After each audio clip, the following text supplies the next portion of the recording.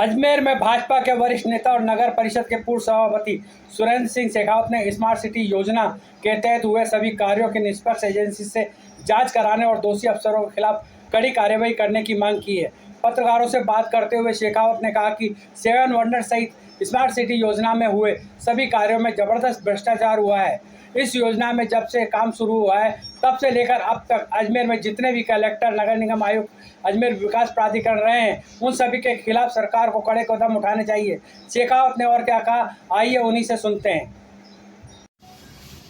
मैं आप सबके माध्यम से सबसे पहले आप सबको पत्रकार साथियों को नमस्कार कहना चाहूँगा कि आप लोगों के संबल से, आप लोगों की हिम्मत से मैंने एनजीटी में वाद दायर किया था। राहुल चौधरी एनजीटी के दिल्ली के मेरे वकील थे,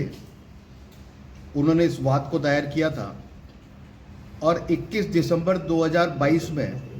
जब फैसला हो गया था, जब तक ये ना तो 7 वंडर बना था ना पाथवे का पूरा काम हुआ था, उस वक्त ये फैसला हुआ था कि आप वेटलैंड को छोड़कर कुछ भी कार्य करें लेकिन वेटलैंड पर कोई कार्य ना करें। उसका नोटिस मैंने स्वयं अपने स्तर पर, जब नोटिस आया था एनजीटी का, जो आदेश की कॉपी थी मैंने खुद ने कलेक्टर के यहाँ पे भेजी, स्मार्ट सिटी के यहाँ मैंने खुद ने भेजी और नगर निगम सीईओ के यहाँ भी मैंने अपने माध्यम से उन सबको पहुँचाई। लेकिन उसके बाद भी इनके कानों पर जू नहीं रहेंगी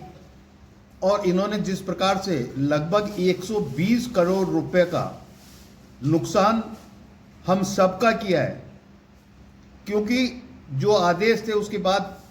लोगों ने विभिन्न कोर्टों में जाकर वाद पेश किए, कोई सुप्रीम कोर्ट गया, कोई हाई कोर्ट गया, कोई कहाँ गया, लेकिन ये लोग अपनी बटरिंग वाली बातें कर इस कोर्ट को बहलाने फुसलाने का इन्होंने काम किया। लेकिन न्यायपालिका अटल रही और उन्होंने ये आदेश दिया कि किसी भी हालत पर, जिस स्थिति में पहले था, कृत्रिम जो मिट्टी आपने जमा करके इकट्ठी करके वो 7 वंडर बनाया है वो गलत बनाया है। और इन्होंने अधिकारियों ने कहा बहुत खूबसूरत लग रहा है, आप उसे आकर देखें। लेकिन जब न्यायपालिका की फटकार पड़ी और 17 तारीख को सुधांशु जी पंत को सुप्रीम कोर्ट के सामने वीडियो कॉन्फ्रेंसिंग के थ्रू जब उनको सामने जाना था, तो उससे पहले उन्होंने बहुत बड़ा एक्शन लिया और कलेक्टर से और यहाँ के सभी स्मार्ट सिटी के अधिकारियों से बात करी, तो उन्होंने माना कि निश्चित तौर पर अब तो हमको इसको तोड़ना ही पड़ेगा। तो इन्होंने सबसे पहले फूड कोर्ट को तोड़ने का काम किया, उसके बाद गांधी उद्यान को तोड़ने का काम किया और उसके बाद 7 वंडर को तोड़ नहीं रहे हैं। ये 7 वंडर जो हमारे गुलामी का प्रतीक है, उसकी मूर्तियों को, उसको सबको संवार रहे हैं, उनको बड़े तरीके से निकालने का प्रयास कर रहे हैं कि और कहीं दूसरी जगह स्थापित कर दें। किसी मीटिंग में नहीं बुलाया गया, इससे बड़ा दुर्भाग्य क्या हो सकता है। उनको इनके डिसीजन पावर, जब भी ये डिसीजन लेते थे, एक कुल्हड़ी के अंदर गुड़ फोड़ने का काम ये अधिकारी करते थे। किसी भी नेता से, किसी प्रतिनिधि से इन्होंने कोई वार्तालाप नहीं की, कोई बात नहीं कही। यहाँ तक कि प्रतिनिधि इनसे के पास जाते थे, इनसे बात भी करते थे, इनको कहते भी थे कि आप गलत कर रहे हो, लेकिन उन्होंने, क्योंकि वो उनके आंखों में कांग्रेस की पट्टी बंधी हुई थी और उन्होंने इन प्रतिनिधि को, क्योंकि ये भारतीय जनता पार्टी के प्रतिनिधि थे, इनकी एक नहीं सुनी और अपनी मनमर्जी करी। स्मार्ट सिटी से जुड़े हुए अधिकारी हैं, जितने भी कलेक्टर उस वक्त आए और जितने भी कमिश्नर उस वक्त आए, वो सारे इसमें इन्वॉल्व हैं। जब तक ये कार्य चला, इन सब पे कार्रवाई होनी चाहिए। तो क्या आप रिकवरी का प्रयास कर रहे हैं? 100% मैं नहीं, मैं पूरी जनता को कहना चाहता हूं कि ये पैसा हमारा पैसा है, हमारी जनता का पैसा है, इसको रिकवर करना चाहिए, ये रिकवर होना चाहिए।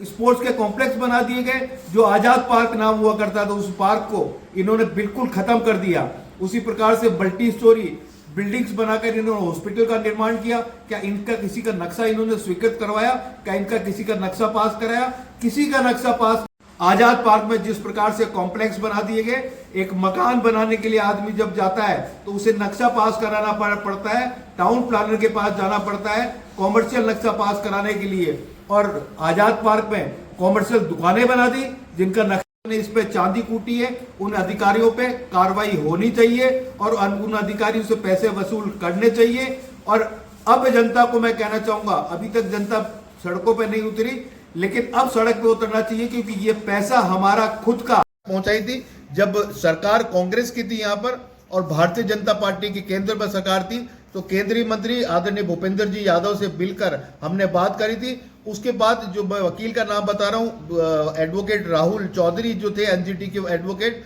उनसे हमने डिस्कस किया, भूपेंद्र जी ने भी डिस्कस किया, हम सब ने डिस्कस किया। लेकिन जब टीम यहाँ पर आई तो उस टीम के अंदर जिस प्रकार से उन्होंने नुमाइंदे भेजे, तो राजस्थान के 3 नुमाइंदे थे जो सरकार के इशारे पे चलने वाले थे, और उन लोगों को यहाँ की अजमेर के प्रशासनिक अधिकारियों ने उनको अच्छे से अच्छे होटल में ठहराया, उनको बोटिंग कराई और बोटिंग करा के उनको दृश्य दिखाया कि कितना अच्छा अन्ना सागर लग रहा है, ये चौपाटी कितनी अच्छी लग रही है, ये 7 वंडर बना रहे हैं कितना अच्छा लग रहा है, ये दिखाकर किसी से भी ना मिलने दिया ना बात करने दी, और उन्होंने उनको वापस विदाई दे दी उसी होटल से, आलीशान होटल से। और वो जाकर उन्होंने जिस प्रकार से जो मंशा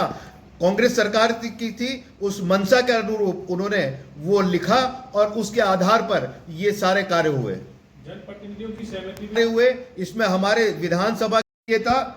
कि इस वक्त भारतीय जनता पार्टी की सरकार है, ना कि कांग्रेस की सरकार है, और अगर इनको अगर इस प्रकार का वंडर कुछ बनाने ही थे तो स्वामी विवेकानंद हो, महर्षि दयानंद सरस्वती अल्लाबाई हो, इनके झांसी की रानी लक्ष्मीबाई हो, इनकी अगर मूर्तियां लगाई जाती तो मैं समझता हूं कि हमारे हित में होता, और इन लोगों को जिनकी जो 7 वंडर है जो हमें हमारी गुलामी का याद दिलाते हैं, इनसे कहीं दूर हम चले जाते हैं। जो अन्ना सागर जिस रूप में था, जिस तरह से था, उस रूप को बिगाड़ने का काम इन्होंने किया। इस अन्ना सागर में पहले जब पानी आता था तो पहाड़ों से पानी आता था, ना कि सीवरेज का पानी आता था, और पहाड़ों का पानी एक शुद्ध जल होता था जिसको पीने के लिए भी काम लिया जा सकता था। लेकिन आज वो पानी सीवरेज का पानी होकर और एक जहरीला पानी बन गया है, जिससे दुर्दशा इस झील की हो रही है। साथ में झील को जिस तरह से इन्होंने पाटा, जिस तरह से उसको छोटा किया, छोटा करने से इस शहर के अंदर बाढ़ की स्थिति पैदा हो गई कि पानी का गैस जो पहले 16 फीट हुआ करता था उसको 13 फीट पर लाकर इन्होंने छोड़ दिया, और वो 13 फीट जब पानी भरता है तो निश्चित तौर पर ढलान से पानी वापस, आपने देखा होगा कि हमारे एक जिसे बोलते हैं अपन अन्ना सागर लिंक रोड है, अन्ना सागर लिंक रोड और अन्ना सागर के बीच में बिल्कुल भी सड़क को आप देख ले तो एक लेवल हो जाती है और पानी ऊपर से डाकने लगता है। इसका कारण सिर्फ यही है कि इन्होंने जिस तरह से इस अन्ना सागर को छोटा किया, इस अन्ना सागर का हनन किया और इसके साथ बलात्कार किया। मैं कहना चाहूंगा कि जिन अधिकारियों ने इस पे चांदी कूटी है, उन अधिकारियों पे कार्रवाई होनी चाहिए और उन अधिकारियों से पैसे वसूल करने चाहिए। और अब जनता को मैं कहना चाहूंगा, अभी तक जनता सड़कों पे नहीं उतरी, लेकिन अब सड़क पे उतरना चाहिए, क्योंकि ये पैसा हमारा खुद का जो टैक्स का पैसा, उस पैसे से ये 120 करोड़ रुपए का सत्यानाश होगा। आजाद पार्क में जिस प्रकार से कॉम्प्लेक्स बना दिए गए, एक